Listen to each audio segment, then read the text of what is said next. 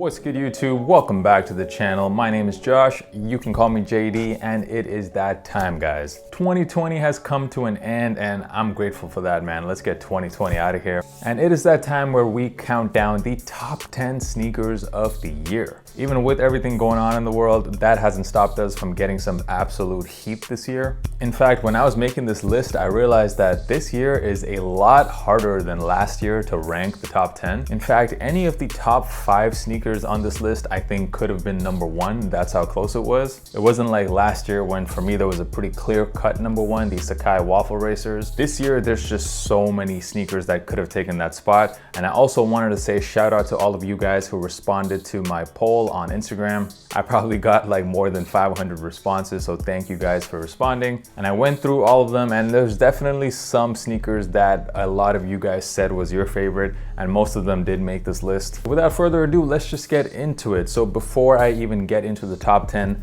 there's definitely 3 honorable mentions I had to talk about. They weren't quite good enough to make the top 10, but I couldn't just skip over them completely. First of which is the Jordan 1 Mocha. So for me, this was definitely my favorite colorway of the Jordan 1 this year, my favorite Jordan 1 overall. And this sneaker also seemed to have the most hype among other Jordan 1s that have dropped this year. A super clean colorway, however, I didn't think it was worthy enough to put into the top 10 because after all, it's just another colorway of a Jordan 1. It's not a collab or anything like that, so it wasn't worthy enough for the top 10, but definitely worth an honorable mention, the Jordan 1 Mocha. The second honorable mention goes to the Nike Stussy Air Spiridon 2.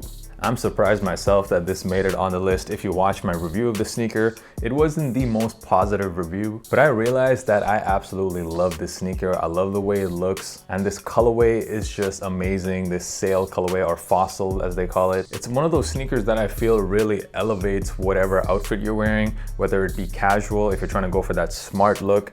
The sneaker is just so versatile, and like I said, the colorway is just amazing. I had to put it in the honorable mentions, the Nike Stussy Air Spiridon 2. And finally, the last honorable mention doesn't go to one sneaker specifically, but it goes to a model, and that is the Nike SB Dunk Low. So we've had so many crazy SBs drop this year. The Strange Loves, we had the Travis Scott Dunks. I didn't put any of these in my personal top 10 just because I don't really wear SB Dunk Lows. But after looking at some of your responses on Instagram, a lot of you guys had some of these sneakers in your top 1. My 2 favorite SB Dunks that dropped this year, number 1 would have to be the Civilist SB Dunk Low, of course, that Berlin connection, and it's just an insane shoe. And I also love the Sashiko Dunk Lows. I thought these were a extremely underrated pair, a Europe exclusive. But yeah, definitely 2020 was the year of the dunk, so I couldn't just completely exclude them. Had to give them an honorable mention, the Nike SB Dunk Low. All right, let's get into the top 10. Starting off at number 10 for me is the Nike Dunk Low in the Syracuse colorway. Dunks have just gotten so much popularity this year, resale through the roof. Out of all the regular dunks that dropped, this one really stood out to me as one of the best colorways, and that's reflected in the resale as well. This colorway, the Syracuse, has a much higher resale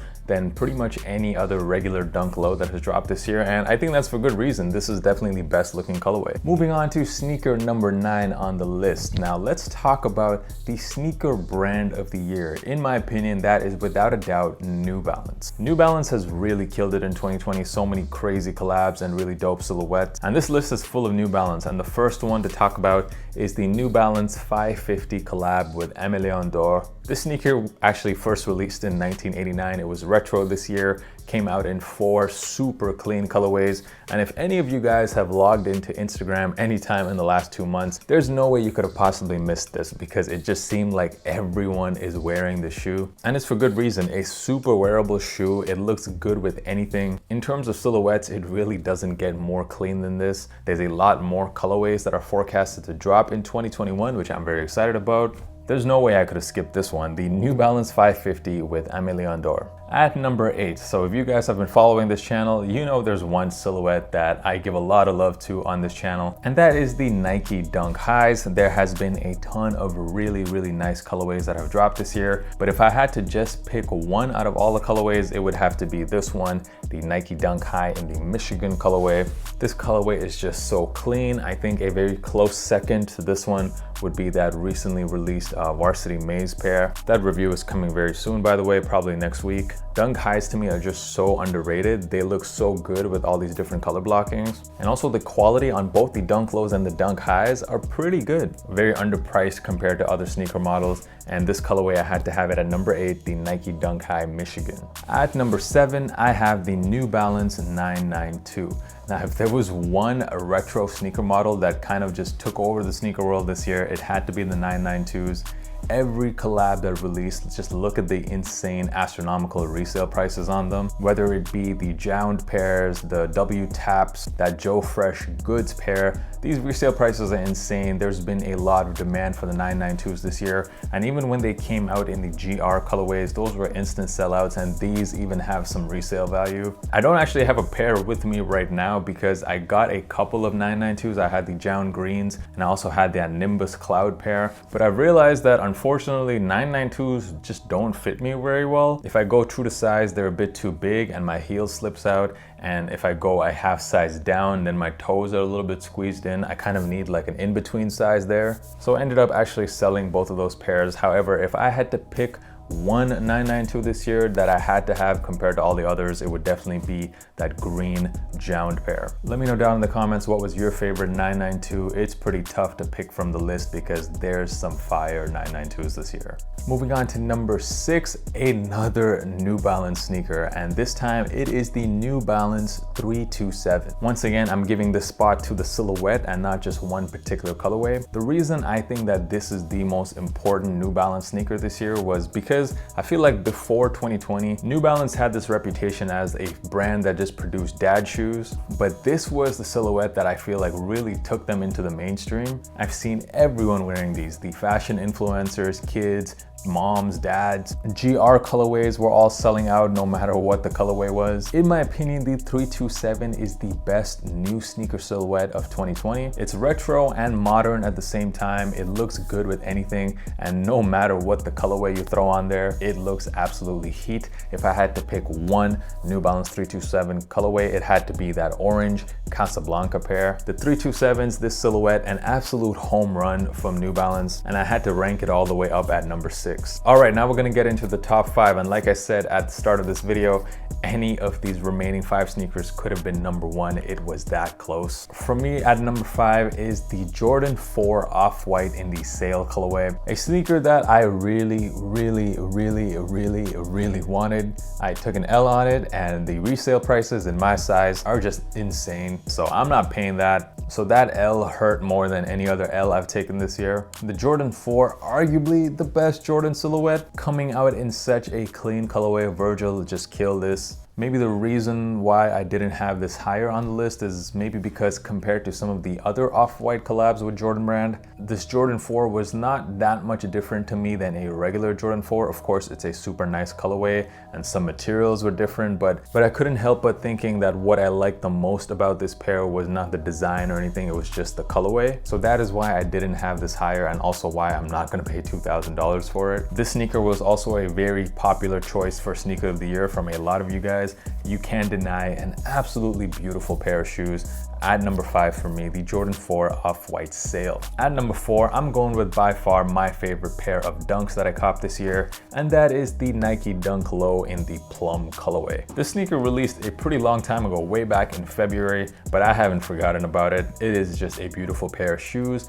3 different shades of purple on this shoe. Some nice buttery suede used here as well. I've thrown the Travis Scott Jordan 1 Low, the pink laces on there. A lot of you guys were asking me if I was able to complete the Ugly Duckling pack, so the veneer and the ceramic pairs.